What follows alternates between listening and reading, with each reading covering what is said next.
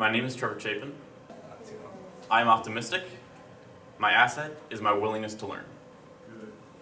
My name is Shine Eversole. I am a traveler, and my asset is a listener. Okay. I am Wild Child. I am an author. Oh, I'm Taylor Arnold, and I am outspoken, and my asset is self-motivation. I'm Emily Hess. I am curious and I'm adaptable.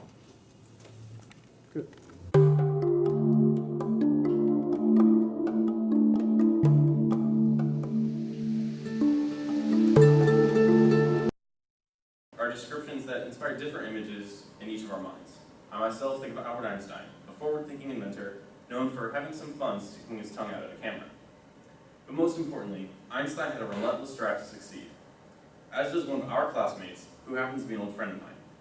By sharing part of AJ's background and personality with you, I would like to illustrate that his never giving up is an integral part of who he is that has something to teach us all, even those of us who have known him for years. Last but not least is don't be afraid of your mistakes. In the world of live performance, anything can happen. Sometimes things can run smoothly, and other times it can feel like it couldn't be worse. This has happened a lot in my experience with both dance and art. In one of my very last contests, senior year, we were up against our biggest rivals, and I dropped not one, but two of our easiest classes.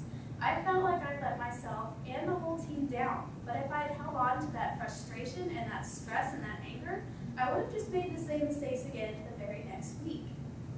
I had to accept that I made a mistake and work to do it better the next time. That is one of the biggest things I have to remember from this class, that even if I stutter or I stumble, I cannot change what I've already done. I just have to do it better the next time. My willingness to learn may be similar to AJ's asset, as both help us overcome certain challenges. However, AJ's drive to accomplish his goals, no matter what stands in his way, is something I can learn from him.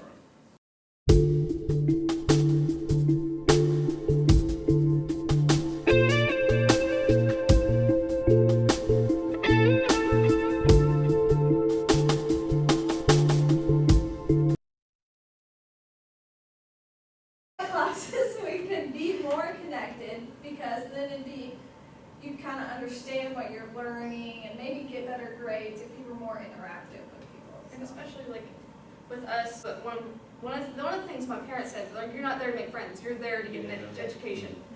And it bothers me because I'm like, well, I don't want to be alone. And Yeah. with this class, I get to know everyone and I love it, and I just love getting to know new people. So yeah. This class is like the best, the far best than any of my other, just because like I'm interacting with other people, and especially like comparing to like my other class, like I have music and criminal justice and math. Math, you just get up, do whatever you gotta do, leave. Music, the only thing we talk about is music, and criminal justice is like read from the book, this is what you gotta do, and you try to pass the class.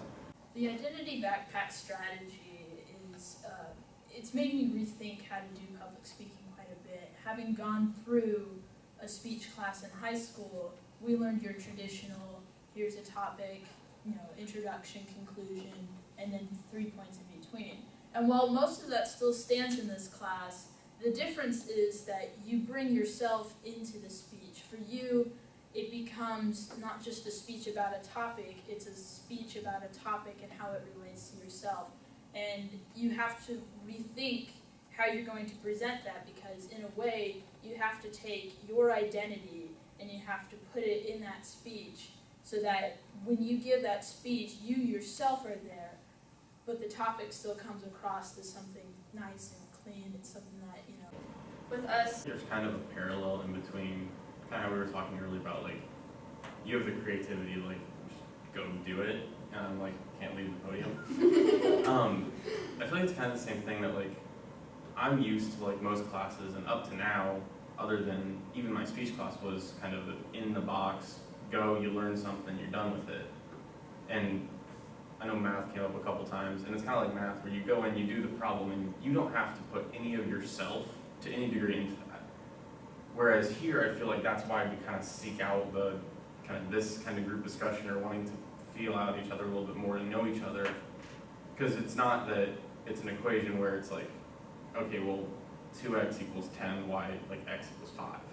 It doesn't have any of us in it. Like, we have to use our brains to figure it out. Whereas here, like, with the inventory and asset, it's part of ourselves in what we're doing, so we feel more invested as a person instead of just, It's fact versus feeling. yeah. And I feel like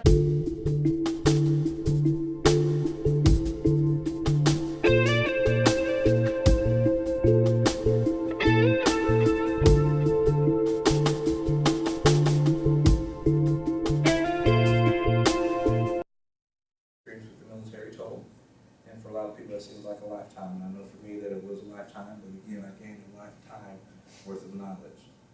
And there are 3 things that I took from my military experiences that I value a lot more than most of my experiences, but I hold equal to some of those experiences as well. The first one is my respect and understanding of different cultures. Because when I tried to eat in Germany for the first time, I couldn't, because I didn't speak the language, I didn't attempt to speak the language. And I finally noticed that it's because it was me. As Americans, we're loud and we stick out because we're loud. We want things our way, and that's not the way of the world. Ever since that moment when I went to a different country, I tried to learn some about the culture so that I could engage those people better and have a better experience. And I believe that as the business world becomes more global, that we need to learn and understand a little bit about different cultures, because if we work outside the United States and we don't attempt to do that, we're going to go hungry for more than just that one day of missing that first meal. The second one of those for me is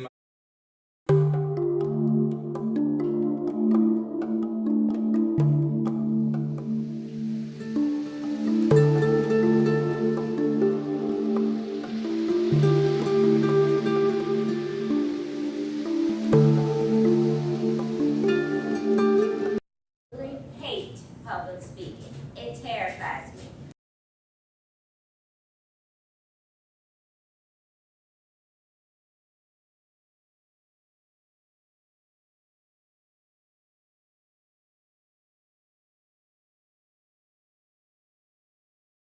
People talked about like being afraid of public speaking, and I thought I would be more afraid of this class than I was in high school because it's like college.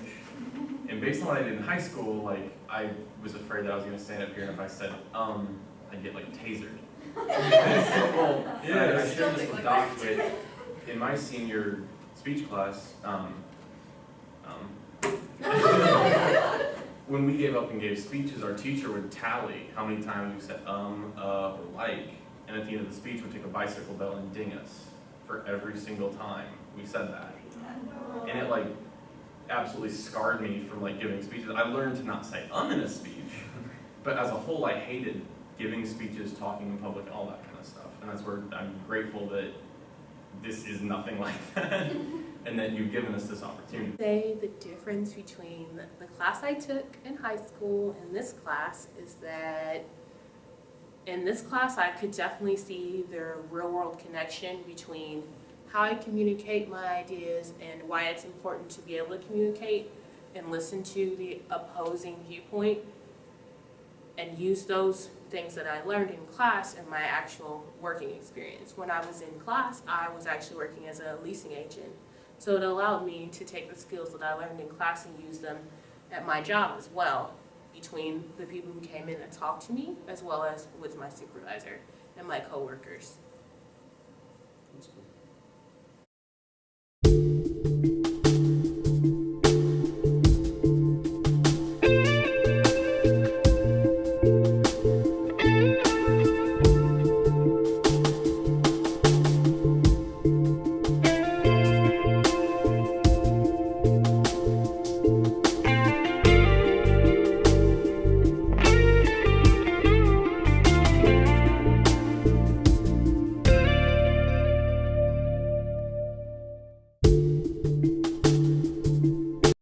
Time that I've been up here giving a speech, I'm going to talk about myself. I'm okay with public speaking. I've never had an issue standing in front of people and telling them, what they want to hear. It comes to a point of fact spewing, riling up the audience, inspiring people, telling a joke, whatever it is, I can do it. It's fine. But when it comes to relating all that stuff back to me, that has been the hardest part about dealing with this class, actually. And I think I find it interesting, I guess, that Nate has said that that's made it the most personal and most easy aspect of this class is relating to yourself. But I don't understand that. So I guess there's sort of a line that I can sort of draw in my life when it came to when I was uncomfortable speaking in front of people, and now that I am comfortable speaking in front of people, and what I have to do to make it a personal experience. And from then on, the idea of fear is almost silly. You know, you think that being afraid all that time and worrying for so long was just a waste of time.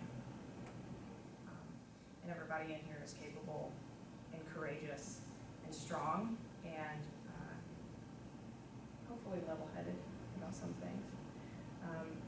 And that they're capable of standing up here and giving a speech about themselves. And I know I feel like I'm preaching to the choir because all these people could stand up here and do that, no problem, but I couldn't until right now. So, thank you guys for listening.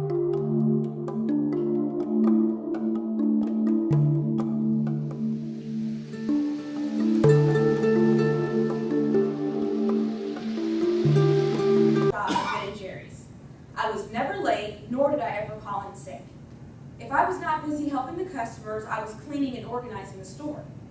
I even took the time to memorize all the ice cream flavors and their ingredients. My boss must have taken notice of my solid work ethic because he told me he was amazed at how great I was at my job. He was not used to seeing a 16-year-old take so much pride in her work. He said he was going to give me a raise. My eyes lit up like Christmas lights. I had never mentioned to him that I had a desire or a need to earn more money. Instead of making $4.75 an hour, I was going to be making $4.85 an hour. I honestly was not disappointed. I mean, this was 17 years ago. As far as I was concerned, a 10-cent raise was a big deal. Of course, now that I'm 33, a 10-cent raise would not be sufficient. I do have bills.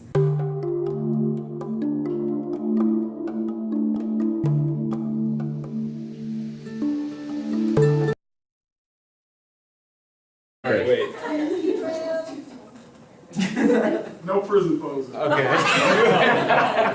I'm not even looking. That's like Indian Street. I might need to move the camera up, just so. Is it okay? fine. Do I supposed to move? Is the camera, is it recording? Yeah. Okay. Oh, okay.